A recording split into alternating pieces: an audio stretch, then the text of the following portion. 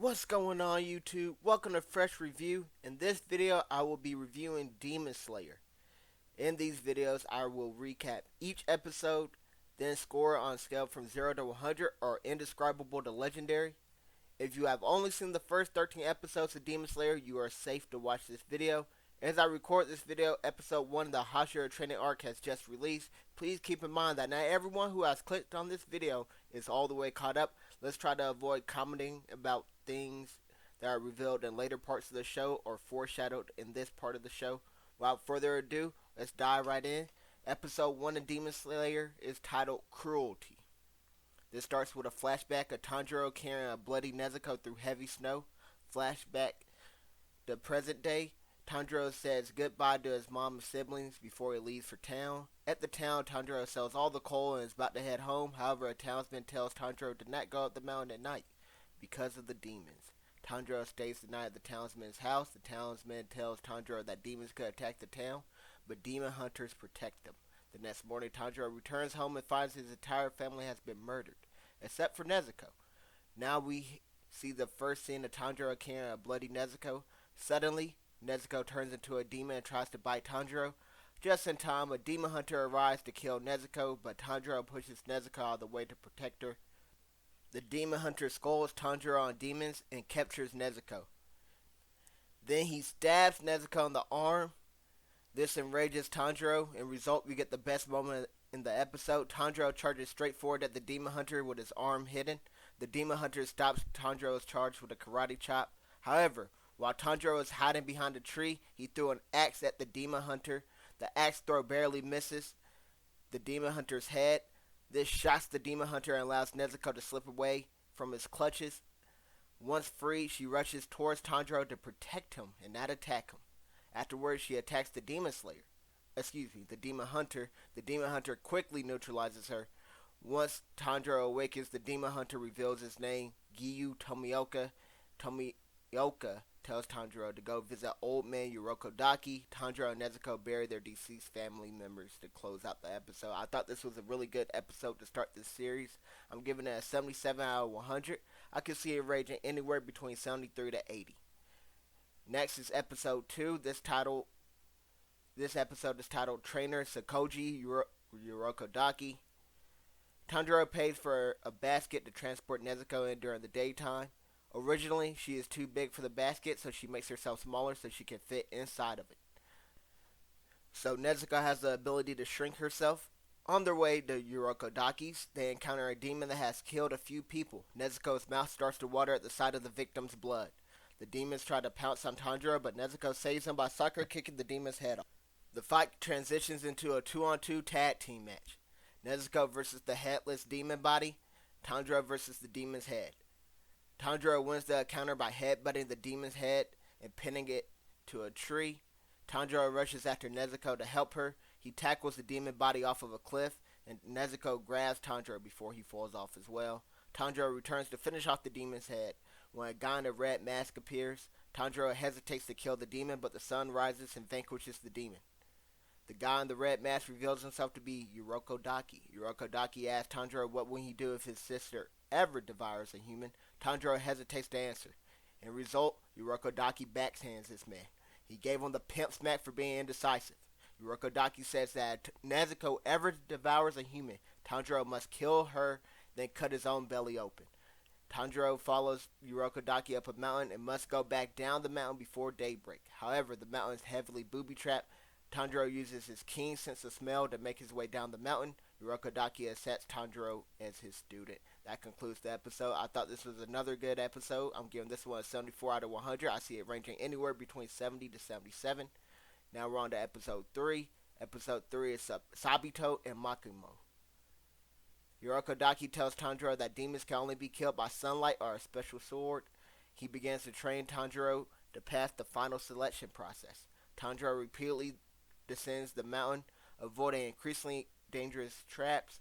He also practices swinging his new sword and falling properly. Tanjiro is warned that he breaks the swordsmith will break Tanjiro's bones. Lastly, Urokodaki teaches Tanjiro total concentration breathing and the 10 forms of water breathing. After 1 year of training, Urokodaki tells Tanjiro that he can slice a giant boulder. He will permit it to enter final selection. After 6 months, Tanjiro still struggles to cut the boulder. Then a man in a fox mask appears. He spars with Tanjiro before knocking him unconscious. Tanjiro awakens to a girl staring at him. She gives her name and the fox mask man's name, Makimo and Sabito. She corrects some of Tanjiro's errors and explains the significance of total concentration breathing. After 6 more months, we get the best part of the episode. Tanjiro was finally able to defeat Sabito in a duel as he cut Sabito's mask in half. Makima and Sabito fade away smiling as revealed Tanjiro finally sliced the boulder in half. I thought this was a good training episode. I'm giving it a 74 out of 100. I can see it ranging anywhere between 69 to 78. Now we have the final selection, episode 4. In this episode, we learn about the opening thread. Urokodaki says he did not intend on Tanjiro passing the boulder test. He compliments Tanjiro and rewards him with a large feast. I hope the meal was homemade, because he ordered that for takeout. That had to be expensive. Urokodaki tells Tanjiro that the stronger a demon is, the more humans they have consumed. He also proceeds to hand Tanjiro a warding mask, aka the fox mask. As Tanjiro leaves for the final selection, he tells Urokodaki to say hello to Sabito and Makimo for him. Now it is revealed to the viewers that the 2 kids that helped Tanjiro were in fact dead. Twin sisters inform Tanjiro and the others at the final selection that they will have to survive on top of a mountain for 7 days. On the first day, 2 demons ambush Tanjiro, but he quickly defeats them by concentrating on his breathing to see the opening threads. Then an abomination of a demon appears. This gigantic blob-like demon devours one participant and grabs another. Fortunately, Tanjiro saves the second participant for being devoured too. This demon tells Tanjiro that he was captured by Urokodaki 47 years ago and has eaten at least 50 participants. He brags about how he ate 13 of Urokodaki's students. That includes the strong Sabito, whose head he crushed, and the agile Makimo, whose body he dismembered. This enrages Tanjiro, who charges at the hand demon just to get knocked unconscious. The participant that Tanjiro saved flees the scene instead of returning the favor and helping Tanjiro. As Sabito and Makimo watch on, Tanjiro recovers, dodges the hand demon's sneak attack, and beheads him. I thought this was a great episode. I'm going to give it a truly great rating, though, of an 86 out of 100. But I can see it ranging anywhere between 80 to 88. The first great episode for Demon Slayer. Now we got episode 5, My Own Steel. This episode starts with the Hands Demon's flashback. It is revealed that he was just a kid when he turned into a demon and ate his own brother. As the demon is fading away, Tanjiro grabs the demon's hand and prays that when the kid is reborn, he does not become a demon in his new life. Tanjiro sees the spirit of all 13 Urokodaki students that the hand demon killed. Tanjiro tells them they can rest now as the days of the final selection continue. Tanjiro asks the demons he encountered if they know a way to turn a demon back into a human. The question gets no answers. The 7 days have passed and it is shown that only 4 participants survived the week. The twin sisters reappear to congratulate the survivors, list the Demon Slayer ranks, and to give each of them their Kasagiri Crow. A survivor with a scar on his face grabs one of the twin sisters and demands he gets his Demon Slayer sword right away. Tanjiro intervenes. The 4 survivors pick the ore for their swords to be crafted with. Tanjiro returns home to see that Nezuko has finally awakened. Urokodaki, Tanjiro, and Nezuko all embrace each other. Urokodaki informs Tanjiro that some demons use blood demon art. He also theorizes that Nezuko could recover her strength by sleeping instead of eating flesh. 15 days later, Tanjiro's sword is delivered by the swordsmith, and that swordsmith got to do better. I'm gonna need Amazon Prime delivery, alright? We are talking about fighting demons, life or death scenarios, and you taking 2 full weeks. That is unacceptable. My boy took business days off. Like, my boy did not move on the weekend or anything. This is unacceptable, but it is what it is. The Nishirin sword changes colors based on the wielder. Tanjiro unsheathes his sword, and it turns black. A crow delivers Tanjiro's first assignment, and that concludes the episode. Episode 5, My Own Steel. I thought it was a good episode. You get to see the theme of forgiveness with Tanjiro and the demons. I'm giving this a 71 out of 100. I can see it ranging anywhere between 66 to 74, though. Next, we have episode 6, Swordsman Accompanying a Demon. In this episode, Tanjiro begins his first mission. He sees the guy that was last with the lady who recently vanished. The guy shows Tanjiro the scene where the girl vanished. Tanjiro uses his keen sense of smell to track down the demon. The soundtrack is great during this time. It adds a lot of suspense and anticipation, kind of like a horror movie. Then we transition to a girl that is lying in bed as she is suddenly abducted by a demon. Tanjiro chases after the scent but does not see anything. We get a cool first person shot of Tanjiro holding his sword before stabbing the demon and saving the girl. The demon submerges into the shadow and reemerges as three identical demons. Tanjiro evades the ambush. We get a flashback to Urokodaki telling Tanjiro that only one demon can turn a human into a demon. That demon's name is Muzan Kubutsuji. And Urokodaki says that Muzan knows how to turn Nezuko back into a human. Return back to the battle and the demon avoids Tanjiro's counterattack. The demon reveals all the hairpins he keeps from the girls he devoured. The hairpin of the girl that vanished the night before is in the collection. This demon is like Drake. Alright, I ain't gonna lie to you. He likes them underage because the demon said when they get to a certain age, they don't have that same flavor. I'm just telling what I heard, alright? No drizzy.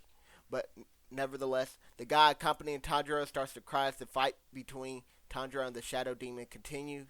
Nezuko breaks out her wooden box to assist Tanjiro in the fight. It still is a handicap match, but 2v3 is doable. Another flashback is shown, and it shows that Urokodaki used hypnotic suggestion on Nezuko to make her believe that all humans are her family and all demons are her enemy. Nezuko charges towards the shadow demons as the episode ends. I thought this was a good episode as well. I'm giving it another 74 out of 100. I can see it rating anywhere between 70 to 77. Now we have episode 7 titled Muzan Kubutsuji. Tanjiro instructs Nezuko to protect the two civilians. We continue the fight because he's gone into the shadows. Inside the shadows, it is filled with swampy water that makes it hard to breathe. However, Tanjiro says breathing was more difficult on the mountain where he trained.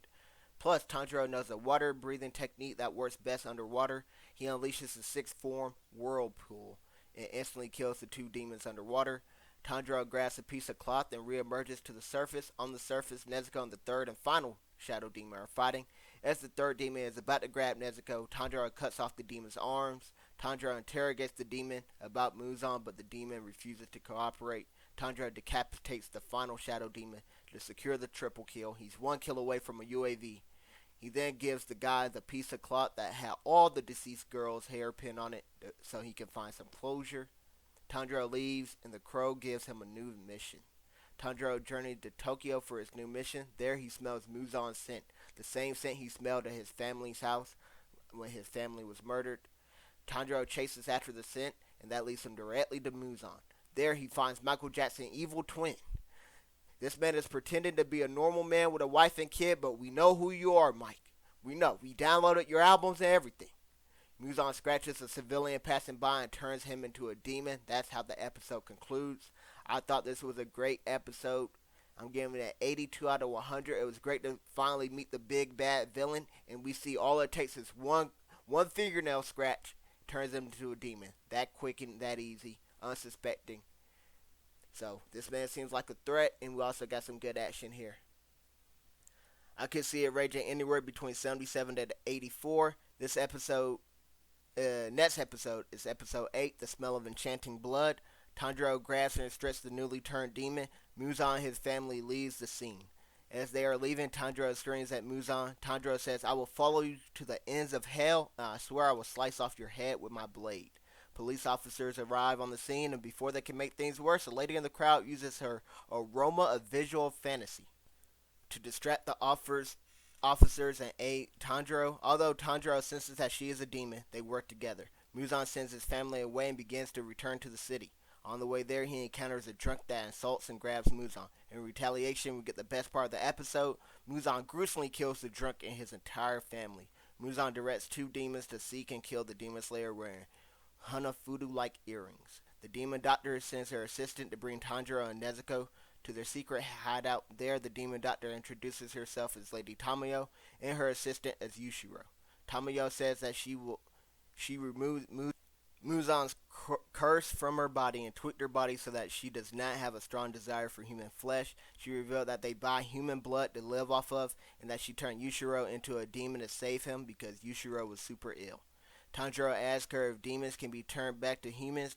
Tamayo replies with yes, but that she will need to study Nezuko's blood and that Tanjiro must collect blood samples from demons he defeats. Lastly, the two demons that Muzan ordered to find Tanjiro arrive at the secret hideout. I thought this was another really good episode. We still see the main villain or main antagonist that we believe, Muzan, aka Michael Jackson. He's in action. He got a triple kill just like Tanjiro did last episode, so Michael Jackson's one kill away from a UAV as well. I thought this was a really good episode. I'm going to get a 76 out of 100. I can see it ranging anywhere between 71 to 79. Now we have episode 9, Tamari Demon and Arrow Demon. The Tamari Demon launches her Tamari balls at the secret hideout. A ball decapitates Yushiro's head, but since he's a demon, he regenerates. The Tamari balls are like boomerangs that defy physics, gravity, logic, reason, and eventually return back to the thrower. Pretty much like Captain America's shield, but there's multiple of these. The Tamari ball claims to be one of the 12 demon moons as she removes her jacket and grows additional arms. Now she throws 6 Tamari balls using her 6 arms, so basically 6 Captain America shields that Tanjiro narrowly dodges. Since Tanjiro cannot see the arrows that direct the Tamari balls, Yushiro lends his eyesight to Tanjiro. Tanjiro instructs Nezuko to go after the arrow demon hiding in the tree. After Nezuko attacks him, Tanjiro is able to easily destroy the Tamari balls and all 6 of the Tamari demon's arms. The arrow demon sends Nezuko flying with a counterattack. Yushiro instructs Tanjiro to fight the arrow demon while the 3 demon humanoids, Yushiro, Tamayo, and Nezuko, all work together to fight the Tamari demon, so they change their targets. Tanjiro sees the opening thread as he charges at the arrow demon, but the arrow demon sends him flying with his arrow attack. Yushiro turns himself invisible and lands a barrage of punches on the Tamari demon for hurting Lady Tamayo. Yushiro is a simp for his savior, Lady Tamayo. The Tamari demon throws more balls. Nezuko tries to kick a ball but loses her leg in the process. Lady Tamayo uses a health serum on Nezuko so her leg can regenerate. Meanwhile, Tanjiro still finds the arrow demon. An arrow is launched that wraps up Tanjiro's arm, but Tanjiro rotates his body in the same direction of the arrow to free his arm. Tanjiro twists, turns, and rotates to evade the arrows and lands a horizontal water wheel to decapitate the arrow demon. That is how the episode ends. I thought this was a great episode. I'm giving it an 84 out of 100. I can see it ranging anywhere between 80 to 87. But that transitions perfectly into episode 10 because it's revealed the arrow demon is disintegrating, but he has a last ditch effort. He sends his arrows flying at Tanjiro. Tanjiro uses various water breathing moves to survive, but breaks his leg and ribs in the process. Tanjiro is too weak to grab his sword, so with his hands, so he uses his teeth instead and crawls his way to help fight the Tamari demon. Meanwhile, the Tamari demon launches a ball that is about to hit Yushiro's head, but Nezuko kicks it away without losing her leg this time. This enrages the Tamari demon, and they begin to have a kickball match, kicking the Tamari ball back and forth. Lady Tamayo steps in after she deduces that Nezuko would lose otherwise. Tamayo tells the Tamari demon that Muzan is a coward, and he manipulates demons to cannibalize each other so that demons will never band together to fight Muzan. This enrages the Tamari demon even more, and she goes on a long-winded rant about Muzan. I don't know what it is, but there's a lot of simping going on in these early episodes. Meanwhile, Lady Tamayo casted a spell that made the demon unable to tell lies or keep secrets. The cells from Muzan's blood kills the Tamari demon before she can snitch and give away Muzan's dirty little secrets. Lady Tamayo tells Tanjiro that the Tamari demon was not a member of the 12 Kizuki like she claimed she was, because she did not have a number on her eyeball. Lady Tamayo retrieves the Tamari demon's blood. Before the sun rises, Tanjiro hears a child's voice repeatedly murmur the word Mari. Tanjiro places the Tamari ball by the demon's hand. Shortly after the sun evaporates the Tamari demon, Nezuko hugs Lady Tamayo and Yushiro because she sees them human instead of demons. Lady Tamayo begins to cry, and we see a flashback of Lady Tamayo turning Yushiro into a demon. Lady Tamayo says she will be leaving because they are too close to Muzan now. Lady Tamayo offers for Nezuko to join them, but Tanjiro declines and says that Nezuko and him will be together forever. Tanjiro leaves and is given the coordinates for his next mission On the way there, he spots a gold-haired guy in an orange and white kimono proposing to a girl. So he sees a proposal going on. I thought this was a truly great episode. A tad bit better than the last one. Kind of like the theme of forgiveness being redisplayed here. Tanjiro, even though it's a demon, he still showed compassion by giving her the Tamari ball in her final moments. I'm getting an 85 out of 100. I see it ranging anywhere between 81 to 88. Now we have episode 11, Suzumi Mansion. Tanjiro breaks up the proposal, and the gold-haired guy tells Tanjiro that they met before a final selection. The gold-haired guy introduces himself as Zenitsu and asks Tanjiro for protection. Tanjiro pulled out a pack of condoms and... Oh, no, never mind. Never mind, he didn't do that. Zenitsu joins Tanjiro, and they split a rice cake on the journey. At their destination, they spot a couple of terrified kids. They tell Tanjiro that a monster grabbed their older brother and dragged him inside the house. Zenitsu says he hears a sound that nobody else hears. It appears that Tanjiro has enhanced smelling, while Zenitsu has enhanced hearing. That's when a man covered in blood exits the second floor of the house. The man dies in Tanjiro's arms. However, the man was not the kid's older brother.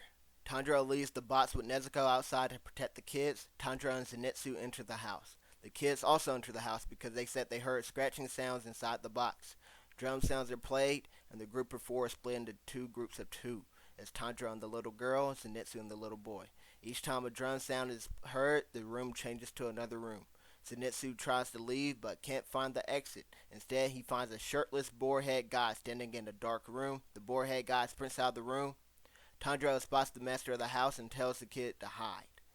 Tanjiro goes for an attack, but the drum demon hits the drum on the chest that flips the room around. Suddenly, the boarhead guy bursts through the walls and challenges the drum demon. Okay, so this episode is a little controversial because you get introduced to some new side characters, and I did find one of them to be super annoying. And so that goes into the voice acting, to the side character, into the rewatchability factor. It all knocks that down heavily. This is the first episode I think that is not good. I'm giving it a score of 48 out of 100. I can see it ranging anywhere between 42 and 50 probably. Next, we have episode 12, The Boar Bears Its Fang, Zenitsu Sleeps. Boarhead launches an attack, but the drum demon turns the room around again. Boarhead stands on top of the kid, so Tanjiro tosses him off. Boarhead feels disrespected, so he launches attacks at Tanjiro now. The drum demon feels infuriated because everybody's ignoring him, so he starts hitting his drums. In addition to the room rotating drum, one of the drums sends slashes that cut up the room. Now Tanjiro and the kid are swapped to another room. They explore the mansion and find the kid's older brother, but he panics and he hits the drum in his hands. In result, the rooms are swapped again. Now we see that a long-tongued demon has found Zenitsu and the kid he was with. Zenitsu and the kid run away but are cornered in a room. That is when Zenitsu has a panic attack and passes out. While fast asleep, Zenitsu arises and beheads the tongue demon using thunder-breathing first form thunderclap and flash. Boarhead runs around the hallway and instantly kills the demon. The drum demon's eye is shown and he has lower 6 on it with an X crossing it out. He was a member of the 12 Kizuki but was kicked out. Tanjiro and the kid successfully find her older brother and Tanjiro heals his wounds. The kid was able to survive because the demons were fighting who would devour the Marichi. The kid was in high demand because they're Marichi, meaning he has unique blood.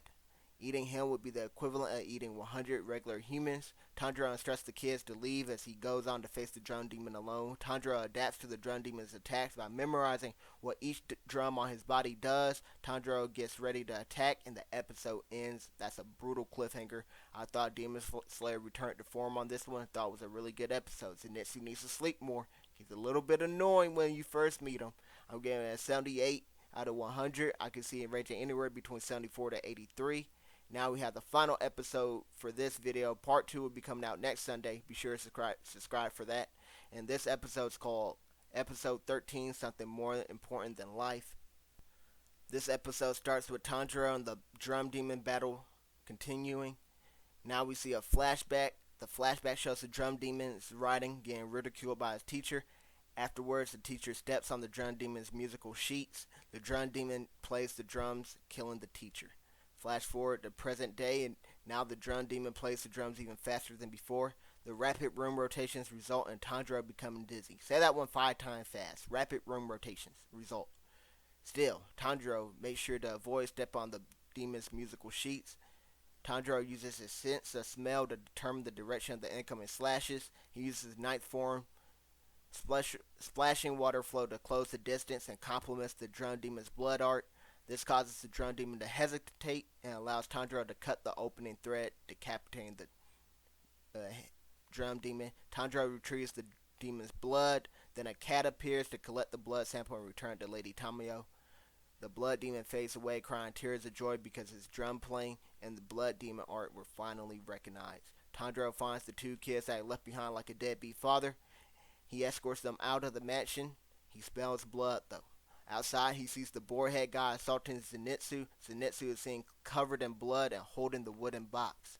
He protected the wooden box because Tanjiro said it was more important than his life. We get a flashback that led to this moment. It is revealed that the boarhead was the 5th person that passed the final selection test, although we only saw 4 in episode 4. This is because when he passed it, he went up and down the mountain before anyone else. Boarhead senses the demon inside the wooden box